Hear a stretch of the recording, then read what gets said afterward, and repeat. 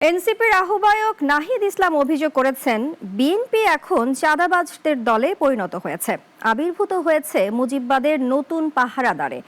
Mafia আর চাঁদাবাজ system ভাঙতে হবে বলেও মন্তব্য করেন তিনি। জুলাই গণ অভ্যুত্থানের স্মরণে নতুন বাংলাদেশের প্রত্যয়ে পটুয়াখালীতে পদযাত্রা করেছে দলটি। দুপুর ঠিক 12টায় পটুয়াখালীর সার্কিট হাউসের সামনে থেকে শুরু হয় যাত্রা। স্লোগান, ব্যানার আর ফেস্টুনে ভরে ওঠে শহর। রঙিন পোশাকে, রোদ মাথায়, স্লোগানে চেতনায় শহরের পথে নামে জাতীয় নাগরিক পার্টির নেতাকর্মীরা। নানা শ্রেণী পেশার মানুষকে সাথে নিয়ে নিউ মার্কেট, লঞ্চঘাট ঘুরে আবার ফিরে আসে সার্কিট হাউসেই। এই এনসিপি থেকে মানুষের প্রত্যাশা দিন দিন এই প্রত্যাশার পারদ বাড়ছে। এই প্রত্যাশার পারদের সাথে সাথে আমাদের দায়িত্ব বাড়ছে। নতুন সিস্টেমের দিকে এগিয়ে যেতে চায়, তাদেরকে নিয়ে প্রোপাগান্ডা ষড়যন্ত্র দিনে দিনে শুরু হয়েছে এবং এই সংখ্যা বাড়বে।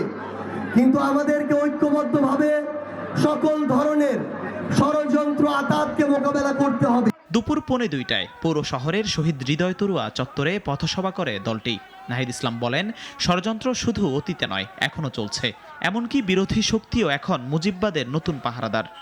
প্রিয় পটুয়াখালীবাসী, গণ অভ্যুত্থানের পরে আমরা বলেছিলাম যে মাফিয়া দুর্নীতিবাজ সিস্টেম, সেই সিস্টেমের বদল ঘটাতে হবে।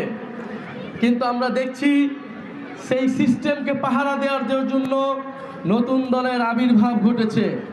এর আগে সকালে এনসিপির একটি প্রতিনিধি দল কুয়াকাটার রাখাইনপাড়া পরিদর্শনে যান। রাখাইনদের সামাজিক অবস্থা, অধিকার আর রাষ্ট্রীয় অংশগ্রহণ নিয়ে আলোচনা হয় কালাচানপাড়ায়। দিনব্যাপী কর্মসূচি শেষে বিকেলে এনসিপির কেন্দ্রীয় নেতারা রওনা করেন বরগুনার উদ্দেশ্যে।